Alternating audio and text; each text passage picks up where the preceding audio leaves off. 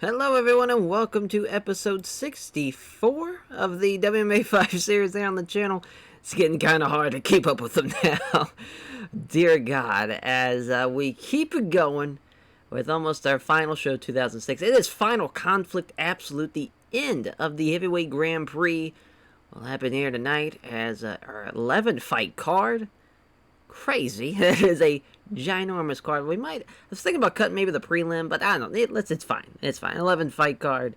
Who cares?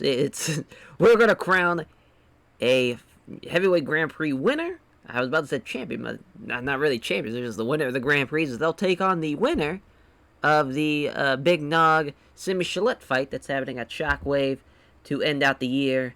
Exciting times. Exciting times. And then little does everybody know here, but after the end of Shockwave will be the changing of the guard when it comes to Pride FC here on the channel, as we're going to change some of the rules around on what's going on, as far as like the time limits, and I think I was going to keep it a secret, but I guess we could talk about it now, since I've already brought it up. I don't want to be an asshole and just be like, you'll see when you see, but let's see, I think it's, I can't even remember where it is now. Now, okay, let's see here. Rules and settings, I'm an idiot. There we go. So we're going to make it, instead of 1 minute, one 10-minute round and one 5-minute round, we're actually going to add an extra round, an extra 5 minutes, just to make it, basically it's going to be, 1 10 and 2 5s and make it 20 minutes instead of 15. So that way it'd be a little bit more, because that's usually what the Pride rules became. Really, the Pride rules were only that for the heavyweight Grand Prix, more or less the Grand Prix. But then when they went to Bushido, they kept those rules, but they changed the rules kind of shortly after 2002, I want to say. Might have been 2003, where they added the extra round to make it, basically a 10 and then 2 5s. But yeah, I think that's what we're going to do for everything. I think that's just how it's going to go. Other than that, we'll probably keep everything the same. Maybe we'll add elbow strikes to the head. Maybe. that does sound pretty fucking awesome. But we shall see. Because there's really, I feel like an elbow strike to the head of a standing opponent, obviously that makes sense for, a roaring elbow situation. I don't think you do yeah, we'll probably add that too, because I feel like that happens a lot, and plus it's Pride FC. They'd be okay with it now if they're thinking about it, it'd probably that makes sense. That's what we're gonna change. That'll kick off the Pride FC Worldwide TV show with the new rules changes. I think that'd be kind of a fun way to debut them, would be on the new TV. So yeah, that's the plans going into 2007, but we gotta get there first, as before we get to 2007. Gotta go through the mail and get through these two shows. It's only got 12 pieces of mail, a lot of extensions. Lyoto Machida, Daisuke Nakamura, Takanori Sato, Rich Franklin. We signed Hongman Choi, the fucking 7'2" South Korean kickboxer. That's what I figured. I didn't want to say it was North Korea, but I wanted to make sure I was right. Because I don't think there's always just been South Korean kickboxers. Then Stephen Quattros, even though he does nothing, just keeping him around. Sean Shirk completed his drug test failure suspension. And then Greg Wicken's back from his hiatus. We signed Butterbean, so that's cool. I think Butterbean had, I want to say it was only one Pride FC fight, maybe it was 2.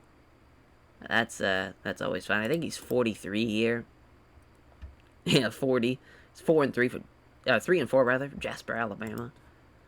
And Patrick Cote left TriStar, then we extended Cole Miller. So that's just, actually we signed him exclusive. I thought we extended, okay, it did, just the note says differently. Alright, so yeah, that was easy enough. And now, on to the card. As we'll see who the finals are. The finals final. They're taking on as Mario Spare and Quentin Rampage Jackson. We'll see who's the semifinals. And then between the 4 fights there, we'll have Carl Uno and Josh Thompson. It's Alice Dovering, Kazuki Fujita, Sergey Karitnerov, Rico Rodriguez, Valentin Overeem, Josh Barnett, Mirko Krokop, and Alexei Olenek. Hell of a fucking card. I'm excited to see how it plays out in the two prelims. Junior Dos Santos, Yoshihiro Takayama, and Alexander Emelianenko, and Roy Nelson. So big time on the heavyweights for this card, as it should be. This is the end of the heavyweight Grand Prix. Might as well throw a lot of them on there. So we'll see what happens there. As you see the brackets, as we all know what the brackets are looking like.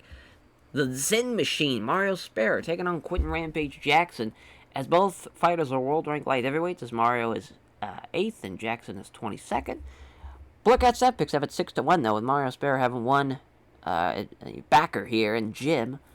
Yeah, I mean Quentin Rampage Jackson, he just kind of had a tough deal with the 2 Anderson Silva fights, but I mean he's gonna make a big impact there, I think, against Mario Sparrow. We'll see though. I wouldn't count him out though. Former rings middleweight champion that really ran the division for a long ass time.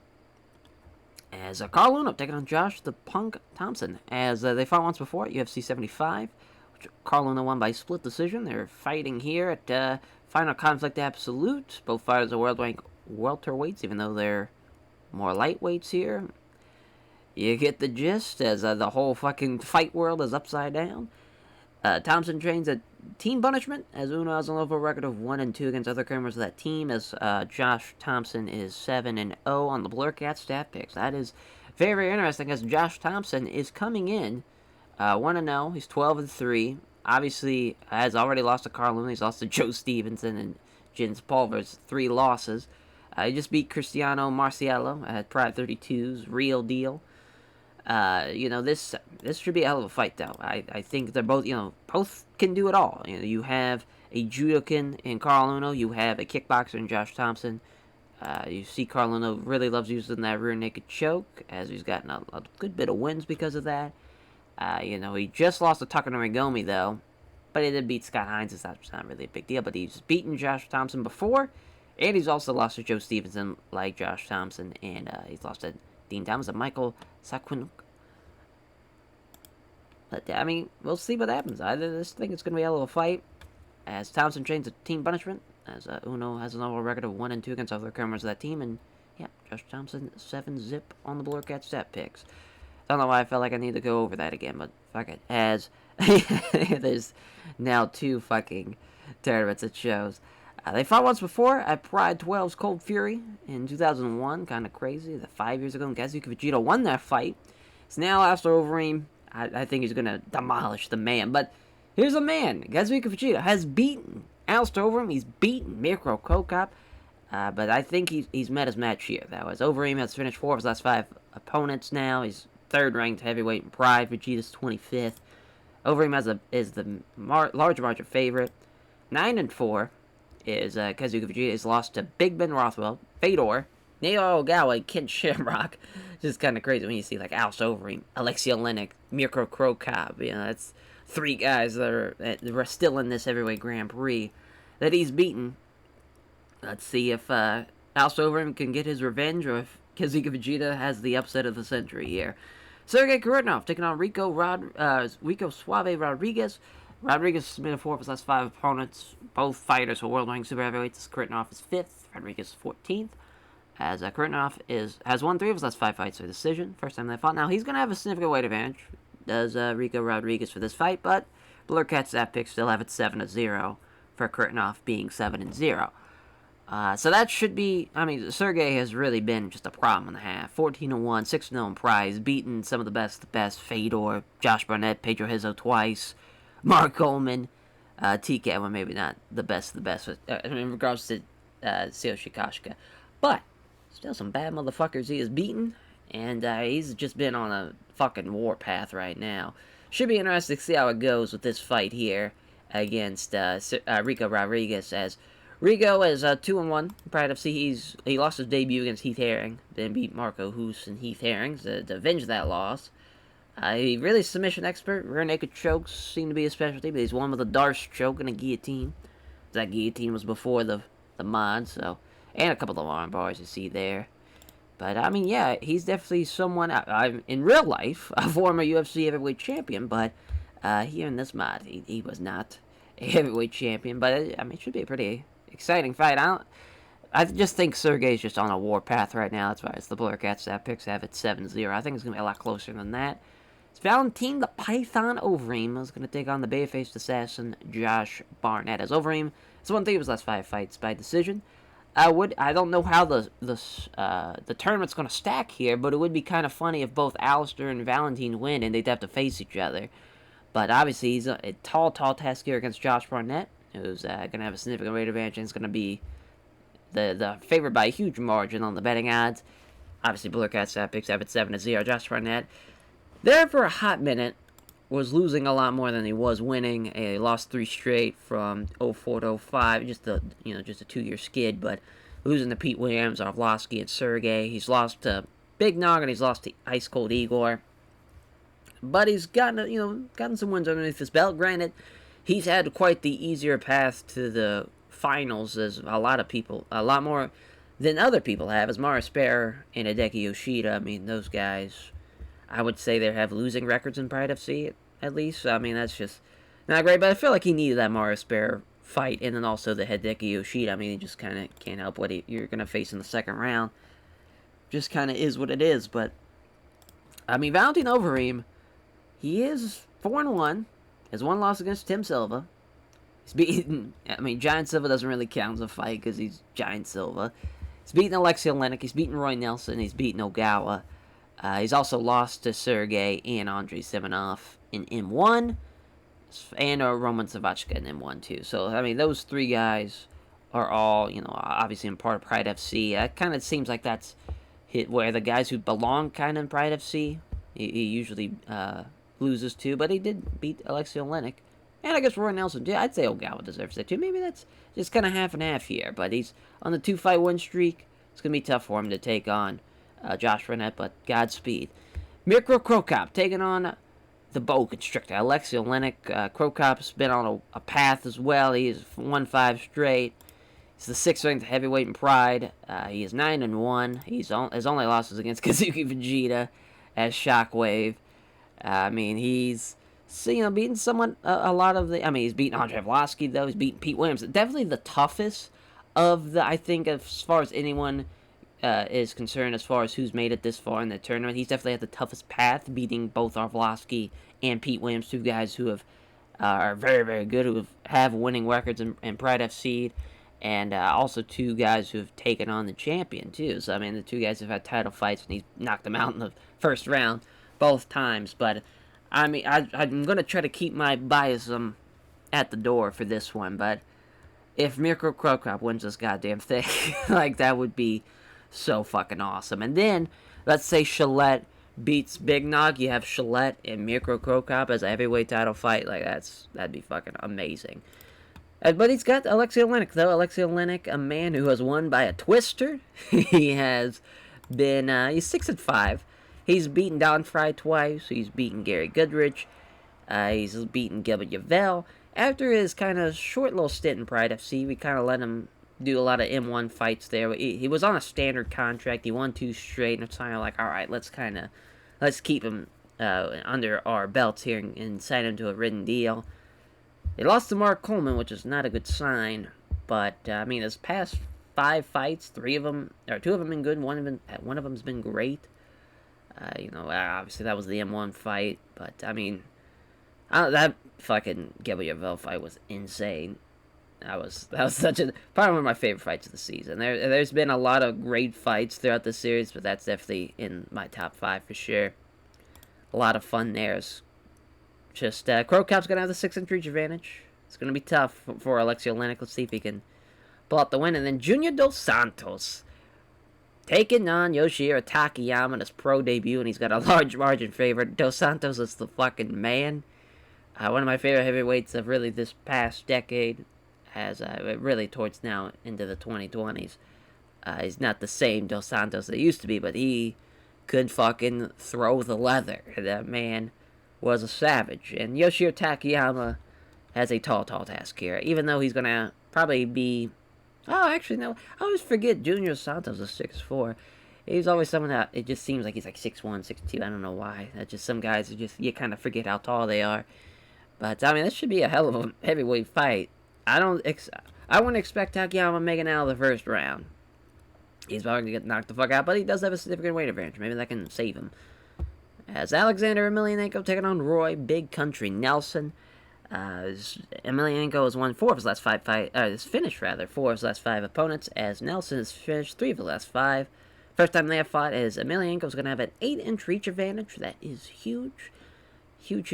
And the Blurcat staff picks 7-0 for Roy Nelson, though. So even with the reach advantage, I always say a reach advantage can really help you. At about one Peter Arts, a fight against, Ice Cold Igor. But, it can only get you so far sometimes, especially with a guy like Roy Nelson who can take you to the ground. It's going to be tough for him. But Godspeed for Alexander Emelianenko. Should be an interesting fight, though. As 5-3, 5-2, St. Petersburg, Russia, Las Vegas, Nevada, 25 years old, 30 years old, 6'4", 255, 6', 265. So even though he's got, he's given up 8 inches of reach and 4 inches of height, he's got 10 pounds on him. Sambo, boxing, kung fu, jiu-jitsu, Red Devil Sport, Black House. That's just kind of funny that Roy Nelson's in Black House. Is plus 180, minus 230. We'll see what happens here. Yuji Shimada is our referee. Our ringside judges. Round 1 begins. They touch gloves. Nelson forces exchange of strikes. There's a 2 counter left hands for Emelianenko. The jab is wide, and he lands the big right hand. Exchange of strikes at relatively close range comes and goes without really nobody landing anything. Same thing again. They engage in the center now. Yeah, they just can't find the target. Oh, he finds his right cross blocked as Emelianenko. And now Nelson finds his right hook blocked. They engage again. Misses the big right hand, putting him off balance and allowing Emelianenko to attack with a left hand. As, just using his huge reach there. Exchange of strikes. Sees both fighters failing anything significant. They come together. Nelson again misses the right hook, leaves himself wide open to be countered with a left hand, and that is a severe gash, a large gash above his eye there. That is tough for Roy Nelson to engage. There's a left jab and a right cross. Nelson doesn't connect with the jab, but hits the good right hand. They come together and strike, but it's relatively tentative and doesn't really land anything. Roy Nelson's already blown up. Meet in the center, slips past the right hook, counters with the left. Does Emelianenko. Both fighters move in. There's the right hook from Nelson, but misses. Gets countered with a quick left jab and a right hand. Both fighters move in. There's a right hand with a nice left hand. Or counters the right hand with a nice left hand, does Emelianenko. Rather, Nelson steps forward, looking to attack. There's a counter jab from Emelianenko. Uses the left jab, but misses the vicious right. And no, let's not do this fucking Windows update. God damn it. As, we're gonna make sure that does not happen during this video, as that would definitely fucking suck. As we'll just set it for an hour from now. Yeah, maybe we'll do it later. Jesus. Ooh, that could have been real bad. As the referee calls for a pause as he wants to check on the cut. Doesn't take too long to signal to the referee that's only minor, so we're back underway. Nelson appears to be feeling a little fatigued for the first time in this fight. His hands are starting to lower just a fraction. The fighters come together. Emelianenko dodges the right hand and counter attacks with a left cross. Nelson's looking very tired. Halfway point, Nelson comes forward, looking to force a strike exchange. Nelson moves inside into the pocket, looking to pressure Emelianenko. Nelson throws 2 quick punches, but doesn't hit either of them. There's an exchange of strikes at relatively close range, but nothing really lands. There's a takedown attempt from Emelianenko, which Emelianenko gets a hold of a leg, but Nelson remains standing, hopping on the other foot, just drives him against the ropes. Now he's looking to wrap his arms around his opponent's legs and trying to take him down. He does so. It's a really great job by Alexander Emelianenko. Just been really in complete control of this fight, I feel like, as Nelson is dropping the strikes now. Nelson drags in Emelianenko in close, hits him with a couple short punches. Trying to pound on Nelson, but none of the blows land with any degree of power. Trying to pull him in close again with some short strikes, but can't. Pounds with the right doesn't do much damage. It leans back to avoid a couple of wild swings from Nelson from the bottom. Keeps him gathering a few quick strikes. Fires off some right hands, but Nelson is not troubled by the strikes again. Has to lean back. Again, trying to pass guard. He does, but it's only half guard. Fires away with punches, but Nelson deals with them fairly well, and that is the end of the first round. I would say that's been all Alexander Emelianenko. He's done a tremendous job. Roy Nelson's going to have to do something very drastic here to get this win. Last round, here we go. Nelson confidently moves in closer. Appeared to be going to try and get in close, but Nelson took the initiative. As there's a punch, but Emelianenko was equal to it.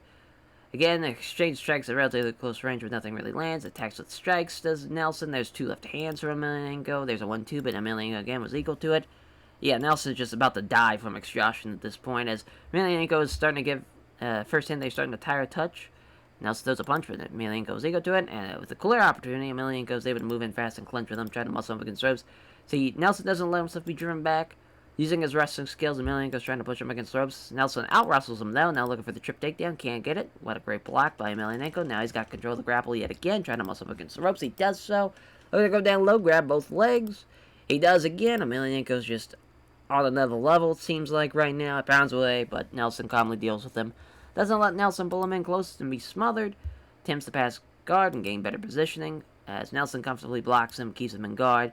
He's trying to smother him, but can't keep control of that. From the bottom, as fires off a handful of punches, each easily being blocked with gloves. Again, being blocked with gloves. Doesn't let him get pulled in. Doesn't damage him with shots. Now Emelianenko's getting blown up, and that's the end of the fight. Your winner, by unanimous decision, Alexander Emelianenko. What a huge win for him, as now Roy Nelson will be 5-3. As I didn't even, he's on now a 2-fight losing streak. Stuff beating Frank Mir with a knockout, and now has lost 2 straight. Tough go for him. As Alexander Emelianenko, on the other hand, at now 6-3, his only pride wins are against Daniel Puder and now Roy Nelson. How exciting! As Alexander Emelianenko gives a name check to everyone at Red Devil Sport, all his various sponsors, and all of his friends, family, and supporters. As Junior Dos Santos going to take on Yoshihiro Takayama. It is minus 780 on the betting lines. That is tough for Takayama. Plus 260 for Yoshihiro Takayama, 40 years old. You think he's going to throw in the towel sooner rather than later. Salvador, Brazil. Tokyo, Japan. 22 years old, 40 years old, 6'4", 240, 6'5", 265. So you get an inch and 15, or 20, 25 pounds on him, Jesus. As boxing, Brazilian Jiu-Jitsu, catch wrestling, obviously no teams for both these men. As our referee, Big Joe McCarthy, the man only big enough, the only ref that's big enough to referee this one. Yep, Takayama's fighting from a home crowd tonight, gets a big cheer. Here we go. Dos Santos stalks Takayama back into the corner, tries to hit a jab and misses, as there's a left hand, then hits Takayama the right to the side of the ribs. Keeps him back in the corner. There's a tentative jab from Takayama. Can't connect with the jab. There's a nice straight right hand that lands hard. It's again stalking him into the corner. Misses the left hand.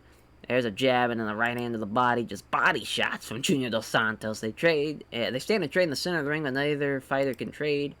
Can really land a good shot, rather. Jesus, because they exchange strikes, but nothing really gets through. Stalking forward. Dos Santos backs Takayama up against the corner. Manages the counter jab. There's a jab and another nice right hook to the ribs. I mean, his ribs are going to be fucked. Is Takayama. They're stepping into the pocket as Dos Santos fools him with a feint. Lands a jab and another big right hand to the body, forcing him back into the corner. There's a counter jab from Takayama that misses. Jab is wide, then lands the big right hand. Back into the corner, back into the pocket. Left hand and a right hook. Back into the corner. Misses with the jab. Left hand, right cross that lands hard. As Takayama is acknowledging some instructions from his corner with a curt nod and returns to his full attention in the fight. Yeah, you gotta stay out of the corner, my friend. As scores the jab, finds his right cross block. There's a jab, left jab and a left hook. As they stand and trade in the center of the ring, neither fighter can land a good shot. There's another jab and a nice right hook to the ribs. Starting to breathe a little heavier now. Is Takayama gonna rope-a-dope him? As Dos Santos rolls his shoulders and relaxes them. A jab hits home from Dos Santos and scores the right hook to the body. Is again stalking back in the corner. Now he's in the pocket. 2 jabs and then catches Takayama with the right hook to the body. More body shots. Another jab and there's a nice straight right hand that lands hard. Back into the corner. Counter jab from Takayama. Fails to find him his jab, but this time he hits beauty of a straight right off Takayama. I mean, he's still going. It's Dos Santos back into the corner. Back into the pocket. Jab and a crunching right hook this time. He's still on his feet. Back into the corner. There's a counter jab. A quick flurry from Dos Santos. Lands 3 of the 3 punches, then hits Takayama the beauty of a straight right. He's still on his feet. 8 minutes of just getting his fucking ass kicked. Dos Santos is looking very tired out there. Now using some dirty boxing to get a few crisp punches on Takayama as they grapple. Looking to push him against ropes, he does so. Just punishing him with some more dirty boxing, There's a couple of nice right hands to the side of the head. A minute left. It's a knee strike to the ribs, like those ribs have taken enough damage tonight. There's a short left uppercut. Now he's looking very tired. As goes for the knee. to the thigh, but Takayama wrestles free and circles back, and it's the end of the first round. I mean, I can't believe it. He's getting his fucking ass kicked out there, and Takayama's not going down, not even a knockdown. Unreal. Last round, Takayama steps into strike as dodges the right hand, counterattacks with left jab and a right cross. A quick exchange of strikes does not produce any damage. Takayama's now starting to slow down. He's tired of getting his ass kicked. Confidently comes in closer. Looked like he was going to shoot in, but Dos Santos simply took the initiative first, and there's a jab and a nice straight right hand that lands hard. Steps in, watched all the way by Dos Santos. Now Dos Santos is going to be on the counter. No, there's a jab and a right hand. There's a jab and a right cross. Tired Takayama moving in for the takedown. It sprawls well. I don't knee him in the face. He's starting to have to push himself now as Takayama's corners responded by urging him on a little louder. As he may have been aiming to get in close, but again, Dos Santos aggressively took the initiative as he connects with a jab but finds nothing but air on the big right, steps in, as he misses the right hook and gets countered with a jab and a good right hand, halfway point, looking for another takedown again. Can't get past the sprawl. As he moves in on Takayama, preparing to throw after the sprawl, as he may have been aiming to get in closer, Takayama again. Dos Santos with a left hand and a crunching straight right to the jaw. Finally, he knocks him out. Mercifully, this one's over as just Junior Dos Santos gets his first win by knockout after beating the ever-living shit out of Yoshihiro Takayama for a solid 13 minutes. Unreal. Unfucking real. As Junior Dos Santos thanks all of his sponsors for backing him, also thanks all of his family, friends, and supporters. Junior Dos Santos says he's delighted to win on his MMA debut and that he's feeling great going forward. Now on to the main portion of the card. As our first four quarterfinals into the semifinals, we'll see what happens going forward as Mirko Cro Cop taking on the boa constrictor, Alexei Oleinik. 9-1, 18-7, kickboxing, sambo, judo. Minus 880 for Mirko Cro Cop. Croatia, Moscow, Russia, Red Devil Sport. No team, surprisingly, for Mirko Cro Cop. I mean, someone's going to either get head kicked in, like, the first minute, or Alexei Oleinik's going to win by a twister. Either way, it's going to be awesome. Big John McCarthy's our referee. Our ringside judges, here we go. They touch gloves. Confidently moving in closer. Cro Cop throws a strike. Throws a punch, but Lennox avoids it as circling warily. Lennox is looking for a chance to get it close enough to grapple. So he lands a right jab, but a messy spin kick attempt allows Lennox to catch the leg. Now looking for the takedown. Wow, he's unable to get it. As Lennox instead has to push him against the ropes. Now he's looking to go down low, take both legs. Oh, fucking Cro Cop maintains a good solid base. As he can't seem to work free, though. Now he's looking for a leg sweep. I can't believe he's not taking him down. Cro Cop again wrestling his way into the down positions. He moves back away from the grapple. As he fails to land a combo with that ended with a attempted roundhouse body kick. As again, that last kick gets caught. As looking for the takedown. And again, Cro Cop stop. I just can't believe it. Going down, trying to grab both his opponent's legs. He's finally got the takedown. Cro Cop pulls guard. Lennox pulls away, but Cro Cop deals with the blows fairly easily, trying to pass the guard. As he tries to counter the pass attempt, they find themselves scrambling from position. The scramble leaves Cro Cop on his back, pulling half guard, so nothing really changed. Fires off a handful of punches, each easily being blocked with gloves. Cro Cop is in deep, deep trouble now, as he's just going to be laid on top of the whole time. Fires up a few punches, but they aren't throwing with any great force. There's a few right hands to the body, trying to pass guard. He passes it, but loses his control momentarily. The scramble begins as now Lennox is now on top, inside control. As holds Cro Cop in position, looking for a knee strike, but Cro Cop was ready, springs into life, bucking Lennox off and scrambling for position. As at least they stand up back to their feet, both men are. As Lennox appeared to be going to try and get in close, but Cro Cop took the initiative. Fails to land with a combo then with a spinning back kick. As a jab, it has no power behind it. Can't hit the set right jab, and then lands a nice straight left hand that lands hard, and he is wobbly after that left hand. He is staggering backwards, and he's trying to cover up the best he can. And there is a brutal left uppercut, and that is a knockout. Wow. Mirko Cro Cop is a fucking menace out here. He's had not having a great start. You know, he was probably losing that fight, or at least that first round. Finally, he gets back to his feet. He just needed one left hand, and that's all it took. Finally, it comes in with the uppercut, too, to seal the deal with the knockout win. Going to the semifinals. Mirko Cro Cop. Yeah, that was a good little fight. It's Valentin Overeem taking on the babyface assassin, Josh Barnett. Both men having 18 wins. Just Valentin Overeem's lost 7 more times as Valentin Overeem. 6'3", 230. Josh Barnett, 6'3", 250. 30 years old, 28 years old, Amsterdam, Netherlands. Amsterdam, Holland, if you want to be more correct. This is Seattle, Washington. Kickboxing, grappling, catch wrestling. Takata Dojo, no team. Minus 900 for Josh Barnett. Plus 710 for Valentino Overeem. It's going to be a tough one for him. Let's see if maybe he can get a win here. As, obviously, the winner moves on to semifinals. As Hideki Nagumo is the referee for this fight. Judges at ringside opening bell. They stand and trade blows, but neither fighter can really land anything damaging. Barnett stalks forward, pressuring Overeem. Moves inside into the pocket, looking to pressure Overeem now. There's a 1-2, but doesn't land either blow. Both fighters meet in the center. As Overeem counters the right hand with a solid right hand of his own. As the two fighters stand and trade, but neither can land anything damaging. Both fighters come together and strike. As Barnett misses a right hook and gets countered with a quick left hook. Fountain Overeem so far doing a great job standing with him. Slips past the right hook, does Barnett, and counters with a solid right hand. Aggressively moves in, risking taking a few shots if that gets a chance to get some grappling started. There's a quick punch, doesn't hit though. So he gets a hold over him, not having taken even one shot while coming in, looking to muscle up against the ropes. He does so. Looking for the Muay Thai clinch. Interesting. He's got it. And there is a fucking knee to the cheek and knocks him out with it. Oh my god. We are looking to murder people on this Final Conflict Absolute show. That is nuts. A knee to the cheek. And that is all she wrote for Valentino Overeem. Getting knocked the fuck out by Josh Barnett. As he wins that one. Dear God. No fight interview, I guess. There's another fight here. As Sergey Kurtinov taking on Rico Rodriguez. Obviously, winner going on to the semifinals. 14-1, 17-4. Some great records between these two. Tula Russia, Staten Island, New York. 26 years old. 6'4", 240. 6'3", 255 for Rico Rodriguez. Sambo Boxing, Wrestling, Jiu-Jitsu, Team Avistian. Lions Den, minus 610, plus 480. I think it's going to be a lot closer than what the betting odds say, though. Let's see, though, if I am correct. As obviously it's in my final spot. Yuji Shimada is our referee. At ringside judges, fight begins.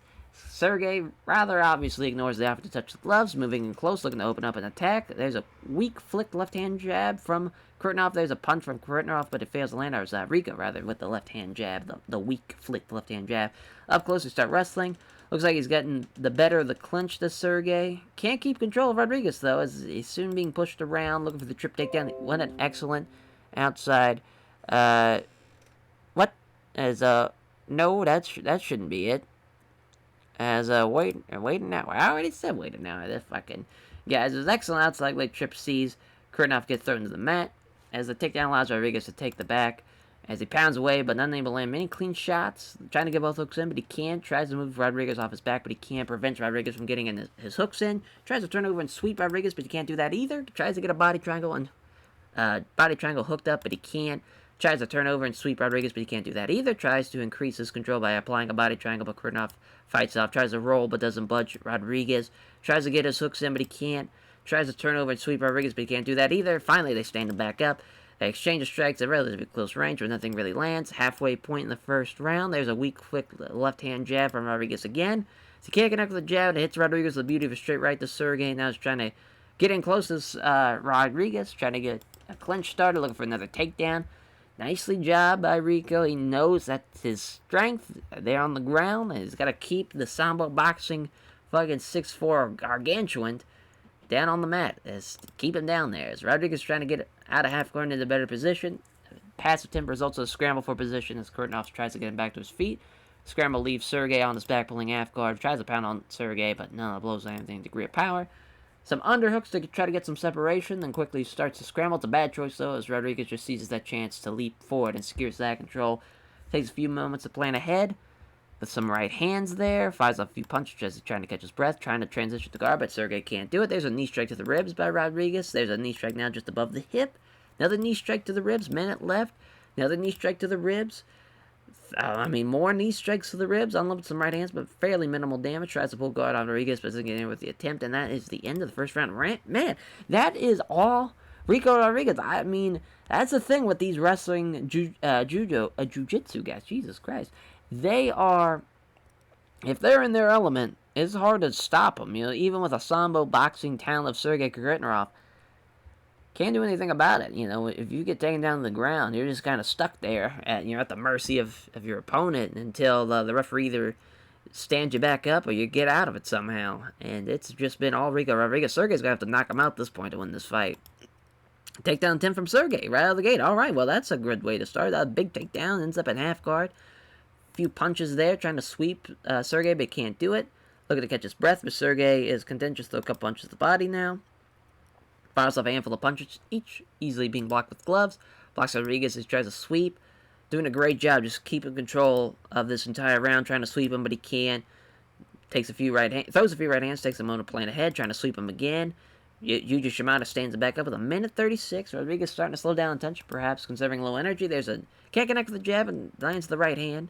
As the jab is wide, and there's a beauty of a straight right, though. And he's covering up, retreating until pressed against the ropes. Wait, I think he's on rubbery legs. He is hurt as Sergey hurts him on that one. As he regains his wits just in time to duck under the head kick. Oh my god, that would have ended his fucking life right there. Circling back to the center, Rodriguez looks like he's regained his composure there. Minute left, punch from Sergey fails to land. He's starting to breathe a little heavier now. As the jab is wide, and there's a right cross that lands hard. So Rodriguez was trying to get in close, but Sergey again took the initiative. And there is a vicious right cross, and he knocks him down with that one. He might have just won the fight right there, but he's trying to finish the fight. But he gets saved by the bell to Rico Rodriguez, and that will be your winner for Sergey Kharitonov. What a great effort on that second round. Complete domination round for him. He, gets the knockdown to end out the fight. I think he should definitely win this one. Yeah, I'm glad he didn't get screwed out of that one. Great performance, though, for Rico Rodriguez. He's got nothing to be ashamed of. As, now we have our 3 of the 4 men. And let's see who's the final one. To joining this heavyweight Grand Prix semifinals, is it going to be Alistair Overeem? Or will there finally be an upset and Ironhead Kazuchika Fujita can somehow upset Alistair Overeem? We shall see as the betting lines 1,200. That is as high as it goes for this game. Yeah, I don't think Ironhead's going to survive this one. Muay Thai, wrestling, 11-4, 9-4, Netherlands, Japan. He's 26 years old, 36 years old, 6'5", 240, 6 foot 240. So at least they weighed in the same. This should be nuts. Golden Glory Aviani Combat Club. As Hideki Nagumo's our referee, our ringside judges. Roar from the crowd as Fujita enters. As he's from around here, round 1 begins. There's a left hand and hits Fujita with a body kick. As he's stepping in, there's 4 quick punches and a big right hand. As the jab hits home from Overeem, then catches Fujita with a beautiful right head kick. And he is on rubbly legs on that one. He is hurt after the head kick. There's a big right hand. There's the knockdown. Sensing victory, looking to finish the fight with stomps and soccer kicks, but Fujita's back up too quickly now. Jab hits home from Overeem, then catches Fujita with a low kick to the front leg. There's a left hand and a beautiful straight right. As he connects with the jab, and there's a head kick too. There's a jab and a great high right head kick. Again, Fujita's not going down. He just backs off until trapped against the ropes. Overeem may have rocked him on that one, trying to force a Muay Thai clinch. He can't get it though, as Fujita may have been dazed, but he's still able to prevent it. As now he's clear of his head and circles away from the ropes back to the center. As it looked like they were about to see Fujita try and get some grappling start, but Overeem was more aggressive, took the initiative. As a jab is wide, and another high right head kick to the side of the head. As a blood is visible on Fujita's strike, looks up to open up a cut underneath the eye. There's a jab and a big right hand. As Overeem sees that Vegeta's wobbly, comes in with a kill. Vegeta just covers up, leaning on the ropes 2 days to try to do anything but survive for the next few seconds. And there's a fucking flying knee from Alistair Overeem as he eats it and goes down for the knockdown. Look at the rain down punches on the stunned Vegeta, and just, please stop the fight. Thank God. I mean, just complete dominate. He didn't have a chance. He didn't have a fucking chance against Zuki Vegeta did. I can't believe he survived that long. I mean, he didn't even get knocked out, too. Like, he got his fucking ass kicked. With 3 head kicks, a flying knee, and a couple of straight right hands and right crosses, and still couldn't take out the Ironhead. He's the fucking best. What a fight, and what a semifinals we have. We got Alistair Overeem, Josh Barnett, Mirko Krokop, and, I mean, just nuts. Just fucking nuts. When you have, like, some of the absolute best of the heavyweight division going at it, it's gonna be a hell of a fight. A hell of a fight. As Carl Luna taking on Josh Thompson, as Carl Luna 18-6-2, Josh Thompson 12-3. Judo, wrestling, kickboxing, no team punishment, plus 280, minus 360, 5'7", 161, 5'10", 161. Japan, San Jose, California. Yuji Shimada is the referee, ringside judges. About to fight for the home crowd, Carl Luna unsurprisingly gets a loud ovation from the crowd as he makes his entrance. We are underway. The two fighters touch gloves. There's a 1-2, but Thompson was equal to it. Seizing that opportunity, Thompson clinches. Thompson catches Uno with a knee strike to the body from the grapple, trying to push Uno so that his back is against the ropes. Manages it and controls Uno up against the ropes as Thompson pins Uno up against the ropes and stomps down hard on his foot. Looking for the takedown, Thompson drops down and gets a hold of a leg. Uno remains standing on the other foot, leaning against the ropes. As he drags down the floor, gets caught in guard. Thompson attempts to pass guard and gain better position. He can't get free of the guard. Uno throws some punches, but Thompson leans back to avoid them. Looking to pass guard and get side control. Passes guard. Uno was ready for it. Immediately starts to scramble. Scramble results in Uno being on his back, pulling guard. Throws a feet right into the body. Uno tries to sweep Thompson, but he can't do it. In half guard, Thompson throws a combo of punches designed to keep him guessing as Uno tries to sweep Thompson, but he doesn't get anywhere. Now he's trying to get side control. Thompson passes the side control, but doesn't have time to secure the position before scrambling. Thompson manages to come out on top with Uno pulling half guard, fires off a handful of punches, each easily being blocked with gloves, blocks Uno to try to get enough separation to scramble, but as Thompson, I guess they just said he doesn't do it without them actually saying it, as Thompson throws a few strikes that outvenom him. Uno attempts to get some separation again, but he can't. Begins trying to get his leg free of half guard. Uno was ready for it, though, and immediately starts to scramble. As the scramble results in Uno turtled up with Thompson on his back. There's some big right hands and a few powerful shots from that. Tries to pound on Uno, but all the blows are completely dealt with. Again, moving quickly, Uno scrambles. And again, he's left turtled up. There's several good shots from Josh Thompson. Looking for a Darce choke, and he's got it. What a great Darce choke win for Josh Thompson, avenging that split decision loss to Carl Uno, too. 13-3 will be Josh Thompson's record. 18-7-2 for Carl Uno. Losing a tough one there, but I mean, Josh Thompson's looking like he's going to be a problem in the Pride lightweight division. It's Josh Thompson. Thanks everyone connected to Team Punishment for helping him prepare for the fight and the sponsors for supporting him financially. Josh Thompson says a tough fight gives a show respect to Carl Uno. It's now the semifinals. Mirko Krokop taking on Josh Barnett. 10-1, 19-6, the underdog. Mirko Krokop, please catch him. Please just catch him with a fucking head kick his ass into next week, please. Come on, Krokop. This is just the battle of the kickboxer and the catch wrestler. It's a tale as old as time. We'll see what happens here, though. As he's bigger, too. He's taller. He's more experienced. It's going to be tough for Mirko Krokop here. The finals await. Let's see who one of these two men will take on the Alexei Olenek, or as Mirko Krokop is 6'2", 235. I already did that. As Hideki Naguma is the referee. Ringside judges. Their fight begins.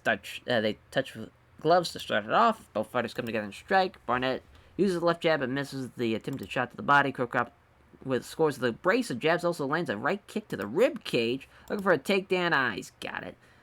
Krokop's in trouble here. He's unable to shift him off him. Looking for a leg lock. He's got it too. Fuck. As Josh Barnett locks into the leg lock and he taps him out in 2 minutes. Great. 20-6 is Josh Barnett. Heavyweight Grand Prix. Finals awaits for Josh Barnett. Let's see who's going to take on him. Will it be Alistair, the Demolition Man, over him? Will it be Sergey Karnarov? What a fucking fight this is, though. This is some big fucking boys. Going to throw down here. Sambo Boxing, Muay Thai, Golden Glory, Team Avistian. As we got Russian and Netherlands. It's kind of crazy. We had a guy in the from the semifinals. We had a Russian, we had a guy from the Netherlands. We had a guy from America, Seattle, Washington, and we had a guy from Croatia. Just kind of crazy. As how diverse the heavyweight division is. This should be awesome. This is going to be nuts. Big jump card. There's a referee, ringside judges. Here we go. Overeem moves in on Kurtinoff, preparing to throw. Jab hits home from Overeem, then lands a roundhouse kick to the body. Overeem comes in fast with 4 quick punches, landing 2 of them, and hits Kurtinoff with the beauty of a straight right. Fails to land any of the strikes, and the combo landing with a slithering low kick. Moves in fast, trying to clinch with Overeem. He does so and hits a knee to the body. Looking to muscle up against ropes. He does so. Look to go down low, grab both his opponent's legs. He does so too.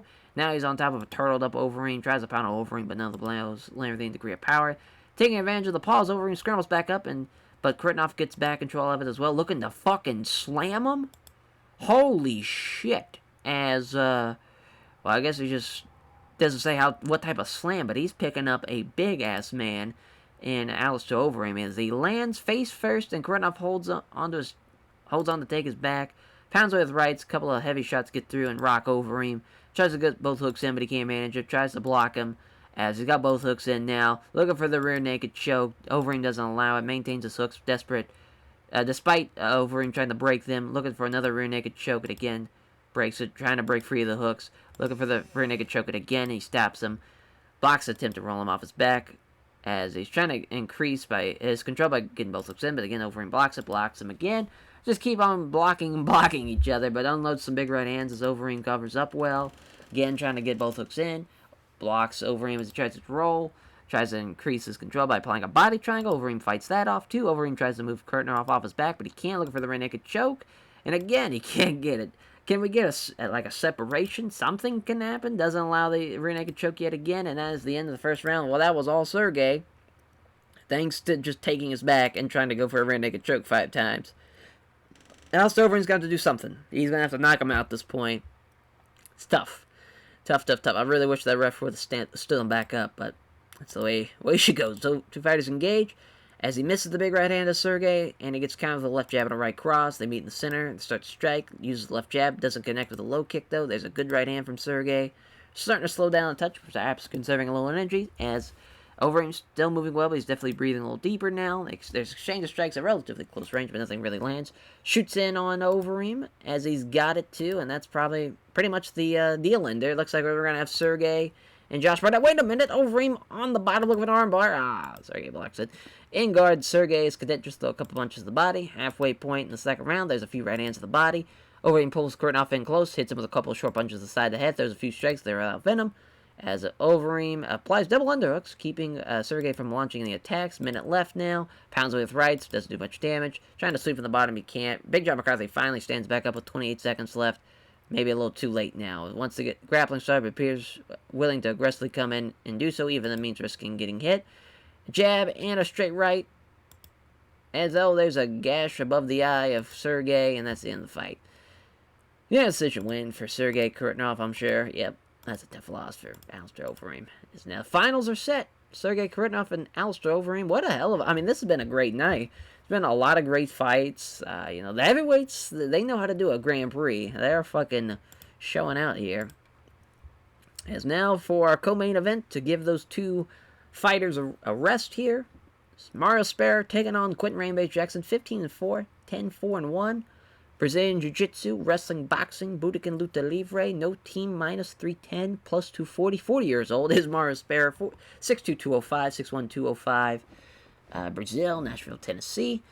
We'll see what happens here with Rampage Jackson.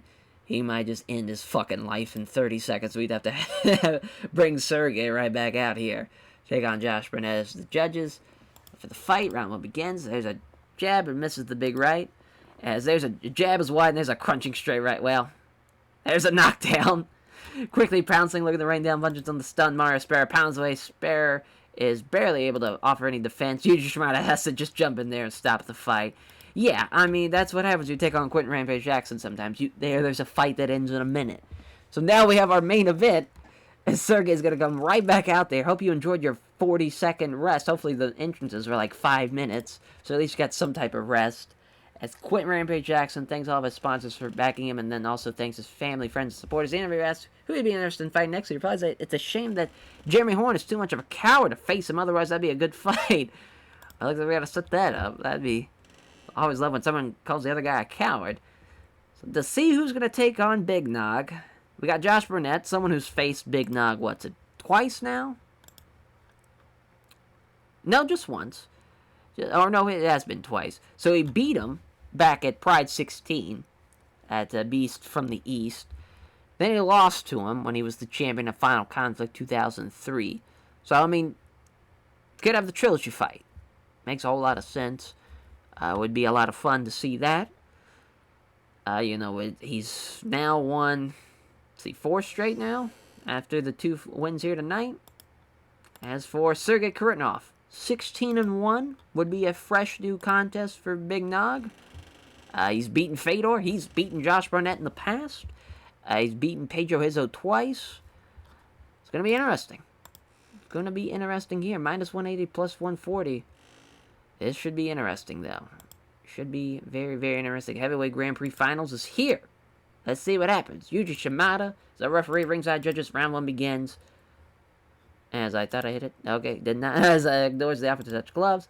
Exchange of strikes happens right in the center of the ring when neither fighter can really anything good. As, yeah, I mean, two guys now are just pretty much tired at this point. I mean, Josh Barnett probably isn't tired enough. As apparently willing to take some hits if that means getting closer to grapple. A jab lands from Barnett, but finds nothing but air on the big right. Gets a hold of Barnett. There's a knee strike. Does Barnett, as tries to knee Barnett, but he gets blocked, trying to muscle up against ropes. He doesn't manage it, as Barnett defends it well. Look at the muscle up again. Again, he finds himself being out-wrestled. Barnett now trying to be the one who wrestles him against ropes. He does so. Some dirty boxing, but Sergey using wrestling to nullify any damage. As, again, just nullifying the damage. Again, nullifying the damage. There's a few quick punches to the side of the head from Sergey. Barnett trying to lock Sergey in the Muay Thai clinch. As Sergey wrestles his way out of trouble and ends up, turns Barnett, so he ends up with his back up against the ropes. Now looking to go down low, grab both legs. He does so. Barnett cannot stop it. Gives up the side control, too. Few right hands. He takes a moment to plan ahead. Blocks Barnett. Tries to transition the guard. Punches down at Barnett. They're easily taking on the gloves. Tries to transition the guard, but he can't manage it. Keeps Barnett guessing with a few quick strikes. Tries to move the guard, but Sergey doesn't allow it. Throws a few right hands to the body. Throws a few right hands. It takes a moment to plan ahead. Blocks Barnett. He tries to transition the guard. Referee stands back up with 2:38 left in the first round. They come together and strike, but neither fighter can really do anything damaging. Sergey now's really getting challenged here. I mean, he's fought for a long-ass time tonight, as Barnett throws a punch, but Sergey was equal to it. But Sergey moves in fast, trying to clinch, gets out-wrestled on the grapple, and Barnett takes control. As Barnett is looking to muscle Sergey back up against the ropes. Ends up back against the ropes there as he launches a knee strike, but Sergey was ready for it, catches the leg, using some wrestling turnaround so that Barnett's the one against the ropes.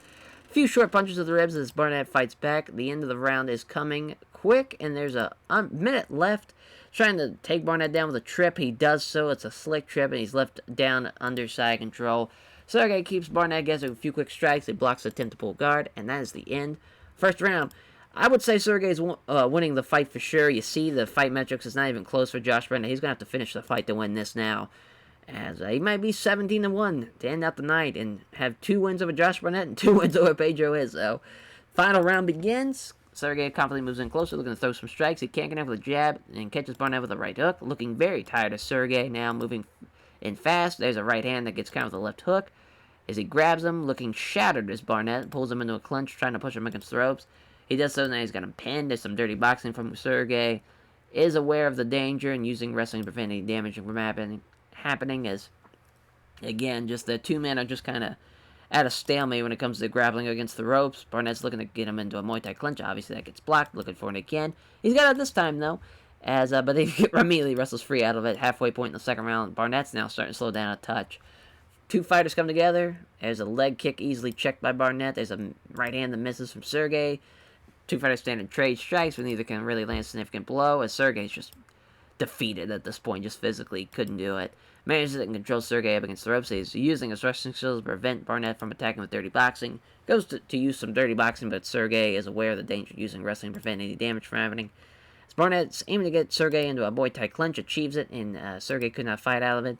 As Barnett loses the Muay Thai clinch after a knee strike misses and gives Sergey the opportunity to wrestle free, as Sergey looks like he's on the verge of exhaustion, and that is the end of the fight. Your winner of the Heavyweight Grand Prix, Mr. Josh Barnett. Oh, wait a minute. Not Mr. Josh Barnett. Mr. Sergey Karetnov. I'm a fucking idiot.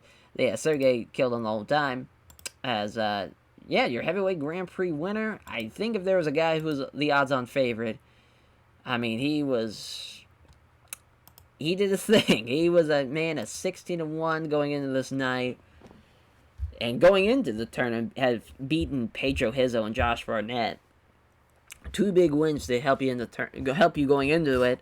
Then you beat Fedor, which is nuts. Then you beat Pedro Izzo. And, I mean, he hasn't had great fights, but he gets the job done. And I think that's all that matters for him at the end of the day. Is 20-7 will be Josh Barnett, and 17-1 will be Sergey Karetnov. He thanks everyone connected to the team of Vistian for helping him prepare for the fight, and then the sponsors supporting him financially. He celebrates the tournament victory. He says that he will use this momentum going forward. So he better hope so. I mean, that was a hell of a card, though. That was, obviously, you take that risk with making the Heavyweight Grand Prix so big, so they'd have to fight 3 times in one night. But, I mean, I think if Sergey didn't go, he fought basically before, all 3 of his fights went the distance. Which I think that kind of shows you what type of fighter Sergey is. You have guys, some lethal fucking strikers. Even Josh Burnett knocked somebody out with a Muay Thai clinch knee. Just kind of crazy that they all kind of got the job done relatively fast. Plus, too, you had Quentin Rampage Jackson knocking somebody out in 40 seconds between Sergey's fight. But it still didn't matter. He still got the win. The fucking Iron Man himself, Sergey Korentarov. Hell of a job. And we increased our pop everywhere. Josh Thompson's going to get the fight of the night, I guess. I mean, sure. He's the only one that's... I mean, the Kazuchika Vegeta, the Alistair Overeem Kazuchika Vegeta fight was just all Overeem just knocking the fuck out of Kazuchika Vegeta. I would love to just give that man a bonus for what he withstood here tonight. As now we're just at the final card of 2006. Will be Shockwave 2006 to end out the year. What a time. What a time, and we keep going. I'm sure you guys had to hear that. I have the window slightly open. I figured it wasn't going to be a problem. And this door has just been opened back and forth, back and forth, back and forth. Hopefully it didn't take away from the video here, because this was a quite the historic, fucking awesome event to have the Heavyweight Grand Prix Finals happen and whatnot. As I'll make sure to keep that shut next time. I didn't think it would be that big of a deal because it's barely cracked, but it just kept on opening and closing, opening and closing. It was real shame. As we'll catch you guys next time for Shockwave 2006. Take care, everyone.